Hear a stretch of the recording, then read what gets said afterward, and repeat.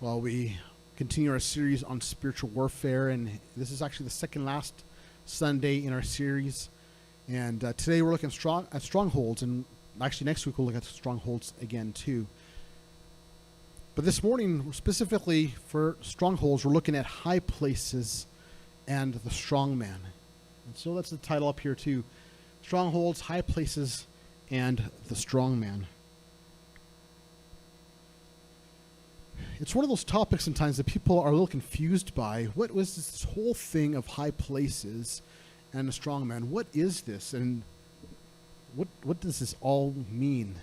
Is it something that we should be afraid of, or how are we supposed to handle this? Well, to begin with, it's not something for us to be afraid of, because we know who the higher power is. God is the higher power, more power than any demon out there. In fact, if you were to put all of the demonic forces, all the angelical forces, and all of humanity and all of creation together, none of that is powerful enough to overtake God. God is all-powerful, and all other beings and things have limited power. So because God is the ultimate authority and ultimate power in all things, we don't need to fear this. But it's something in our communities. Sometimes there's strongholds in our communities, spiritual strongholds, that need to be torn down in order for us to be effective in doing the work God has called us to do. That's why it's always important for us to ask Lord to go ahead of us. Because if God doesn't go ahead of us in the work, our work for Him isn't though. So we must examine who we worship then. In our passage this morning, the religious leaders accuse Jesus of something. He accuses Jesus of casting out the demons by the power in the name of Beelzebub. Well, Beelzebub was one of the names that was used for Satan. So, in essence, they were blaspheming Jesus' name. They were wrongly placing where Jesus' authority and power was coming from.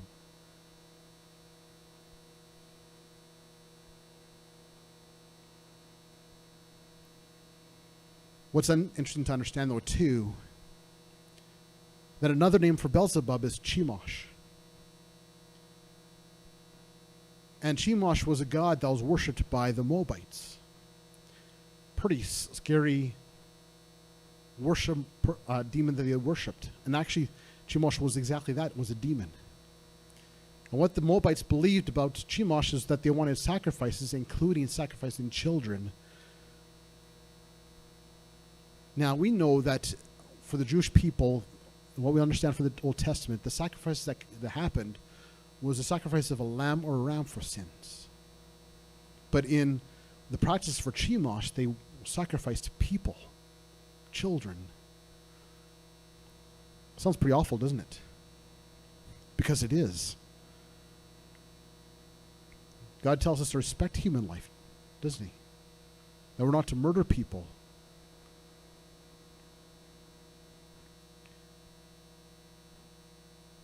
So the Moabites were worshiping a demon.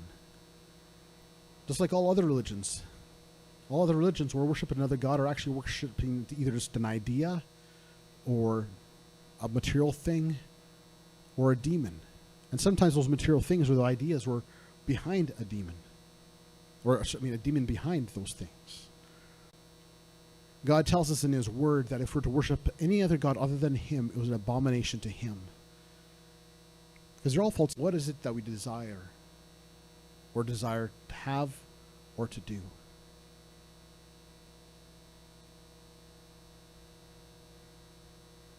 That's why we need to check where we're at. Or is there something else that we place in more priority than God? God must be the center of our lives in order to, in all things. If we were to look at the Ten Commandments, we would actually see that the first few commandments have to do with worshiping the one true God. Verse 3, you shall have no other gods before me. And the next commandment that follows in verse 4, you shall not make for yourself a carved image or any likeness of anything that is in heaven above, or that is on the earth beneath what he was. But basically accusing him of a certain crime.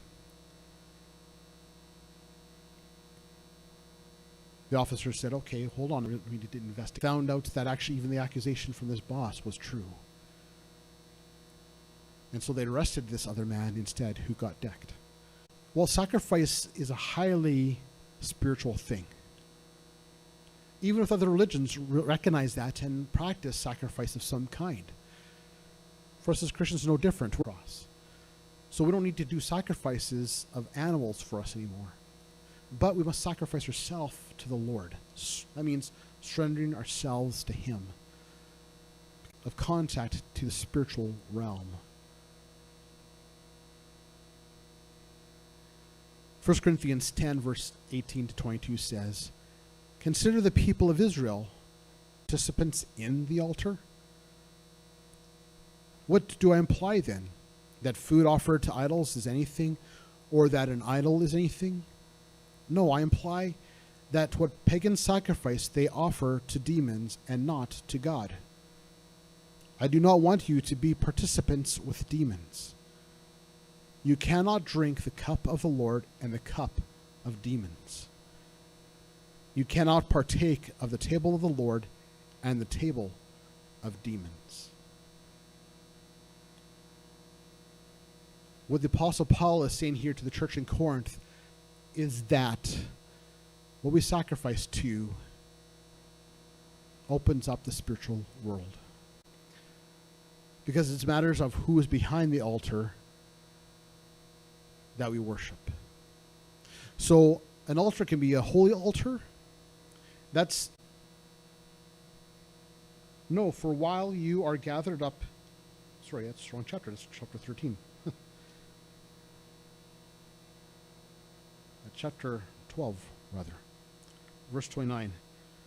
Or how can anyone carry off his property unless he first binds the strong man, and then he will plunder his house? Here Jesus is talking about the strong man needing to be bound. It's an illustration of if someone were to break into a home and to steal stuff, and the person is home, that's kind of a dumb way to steal, isn't it? To break into someone's home when they're home, right? Most times, the people aren't home, or good chance they're not home. But if they were to break in, they'd have to try to subdue the owner or the people living in the home before they could steal, wouldn't they? And that's the point that Jesus is making. In order to deal with the strong men in the home, they have to be bound first. Now, in the case of anything other than God, the demonic, wherever the altar is behind, the strong man has to be bound first. Some believe that this does not refer to spiritual warfare, this verse. But it does. Because of the context that is dealing with the demonic. Jesus says these words after he casts out the demon. And the religious leaders say that Jesus was casting out demons by the name of Beelzebub. So the context is dealing with spiritual warfare. In the parallel passage to this, chapter 11, verse 14 through 28, we see that at the end of this section, Jesus talks about having a demon expelled from a person and how that demon wanders around. And then it returns and finds that the house has been swept clean and is clean, but is empty, and then goes and finds 7 more demons, more evil than itself, and re-enters the person.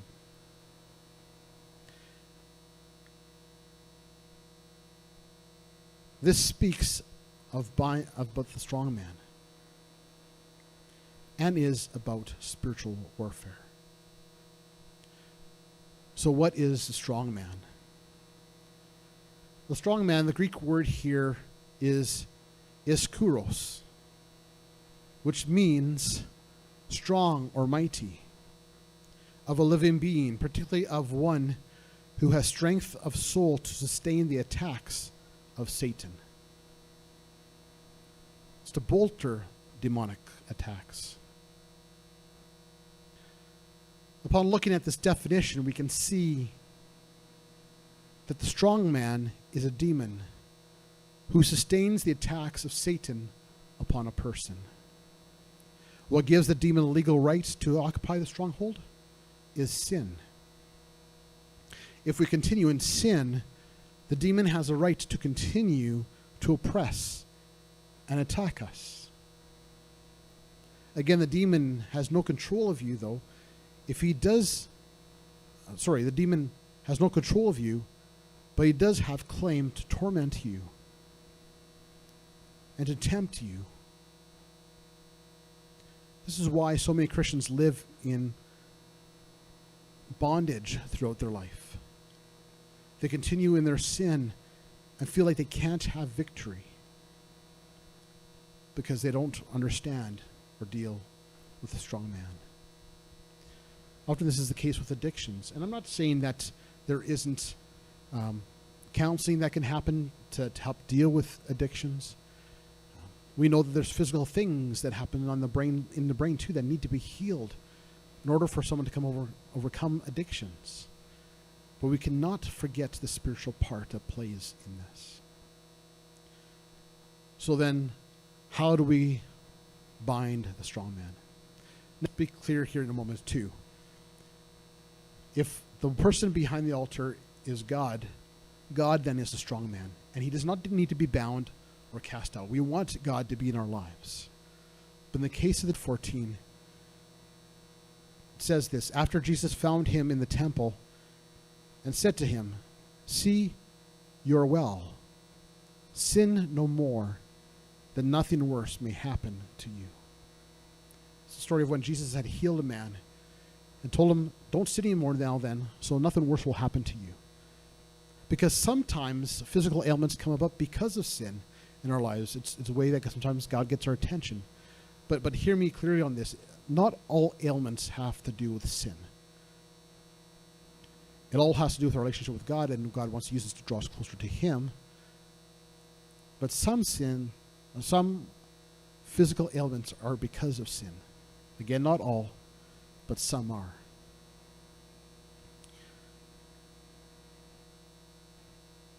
That's why Jesus says to him,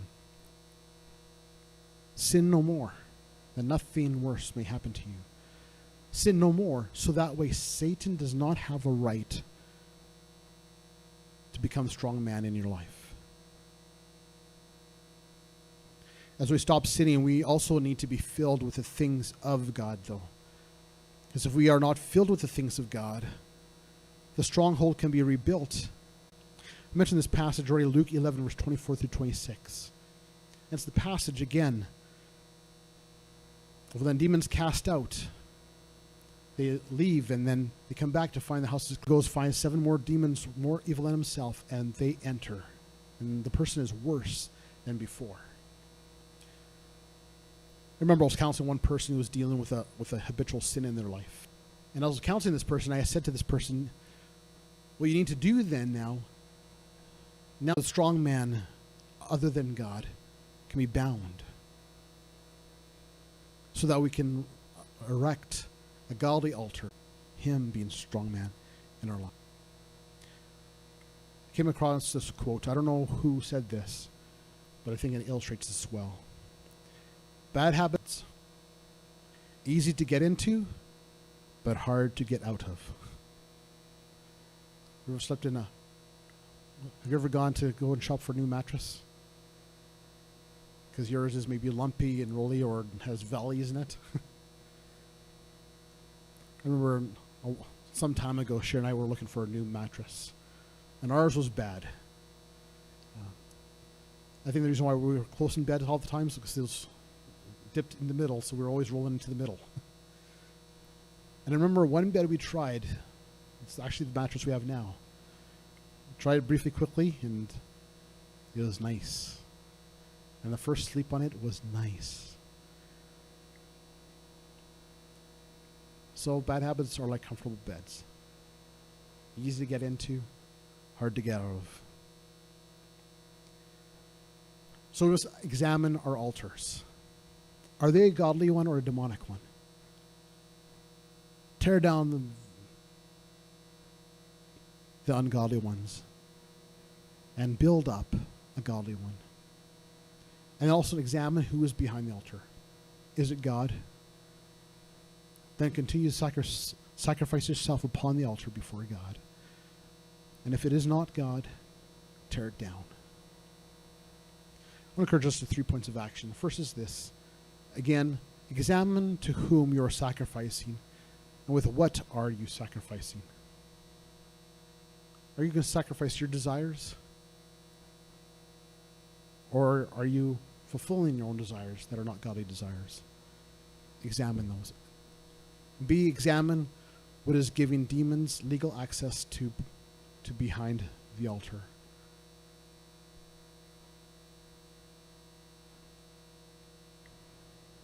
That's often why it's important for us to examine ourselves frequently. Lord, where have I sinned? That's why we do that before communion each Sunday. And C, obey God. Submit and surrender to Him. This keeps the door shut from the devil entering, denying him legal access. Do you want to be free of any spiritual strongholds and strongmen? Then surrender to Jesus.